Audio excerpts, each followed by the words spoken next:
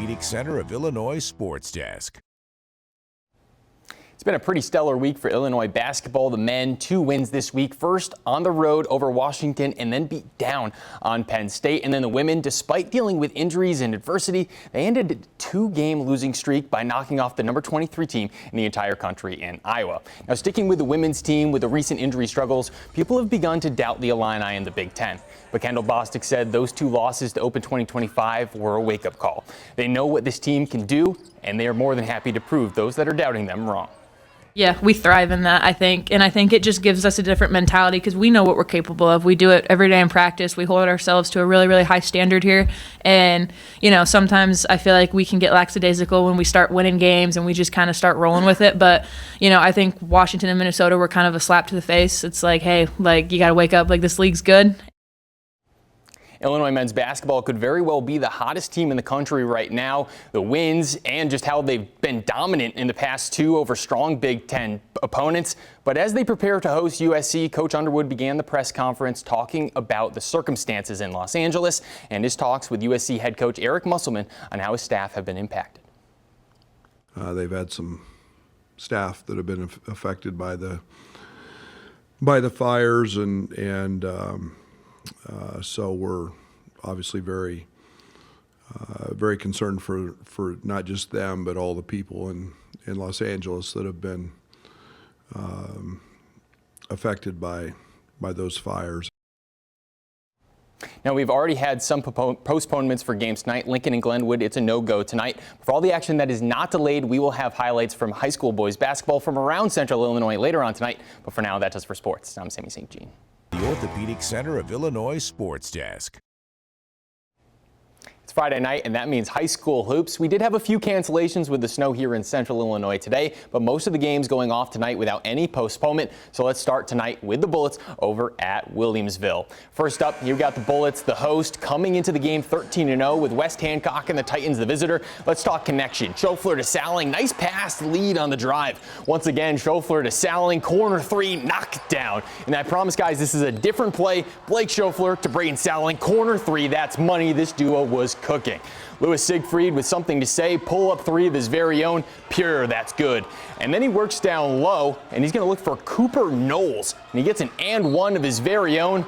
But Schofler, he's going to come back the other way. Another assist to Carson Doran, triple from the corner, he buries it. Williamsville, they remain undefeated, taking down the Titans, final 68-60. Down the road to Rochester, the Rockets welcoming Eisenhower to town for a Friday night conference game. Rockets strike first in the second half, kick to the perimeter. Kai Bruce, the junior guard, he drills it.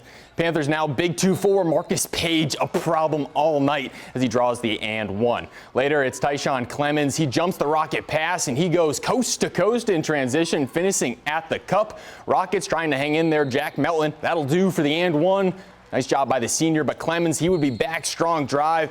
Draws the foul, quite a few and 1s on the night, but also a buzzer beater. Clemens, he drills it to end the third as the Panthers, they roll on the road, final 70-57. We now head east towards Moreau Forsyth. The Trojans home tonight as they took on Tolono Unity. It's going to be Zane Giles getting us going here. He's going to find Mitch Williams. He looks to drive, slams on the brakes, and he's going to drill the open mid-range jumper off that move. Kenny Morris, he's going to get things going in transition, or correction, off the screen. Munjoy gives him that screen, and he rises up beyond the line, drills the jumper. That's money. Ian Reed for the Trojans, he gets it in transition. Nice feed down low to Munjoy as he gets another 2. The Rockets, though, Dane Eisenmenger, he's going to work to the post. Spin move, gets him space, finishing off on the nice post move as Tolono Unity. They grab the road win at Moreau Forsyth, final 60-41.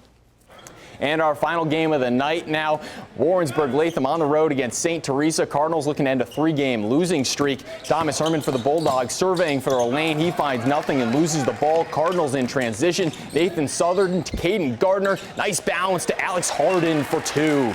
Same order on the next play. We've got 12-1 to 24. Harden, he misses the first, but he gets the next to finish off a nice Cardinal possession. And 1 as well. Kyrie Hart, not much to work with here for St. Teresa, but he steps back and he's going to hit a tough shot. The final score in this one, it came in late, but Warrensburg Latham, they win 58-23.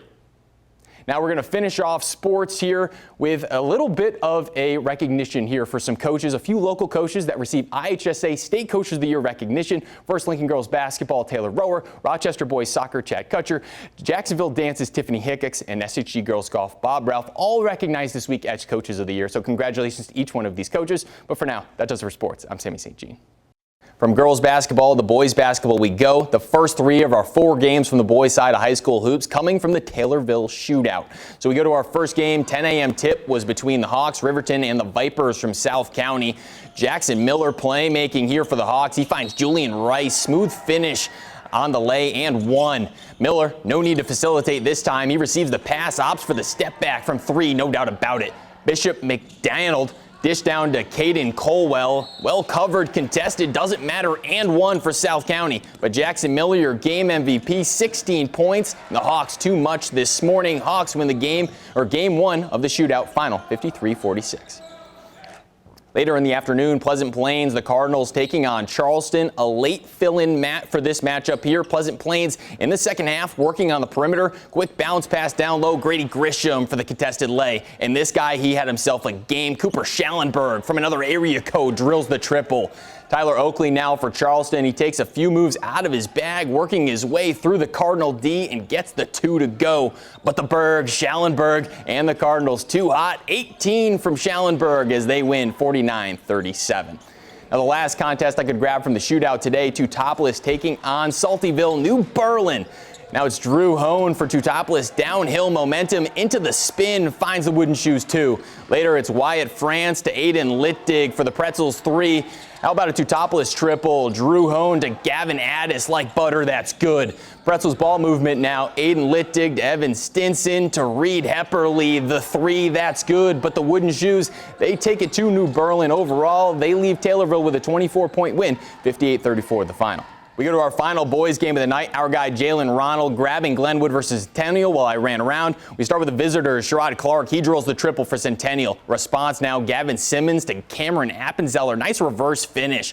Back the other way, it's Jordan Lewandowski down to Caden Pete. He puts in work in the post. And Centennial, they had the lead most of the way, but Jack Kerman to Gavin Simmons. He buries that Titan 3, but this one, just like the Glenwood girls game, ends up in overtime. The Titans, they do fall here, though, final 59-52. And I think that is enough basketball for one day, and that does it for sports. I'm Sammy St. Jean. Center of Illinois Sports Desk. Hey everybody, it's Carson Gordy here at the State Farm Center, and Illinois basketball was one of the hottest teams in the country. 5 straight wins and one of the best offenses in college basketball.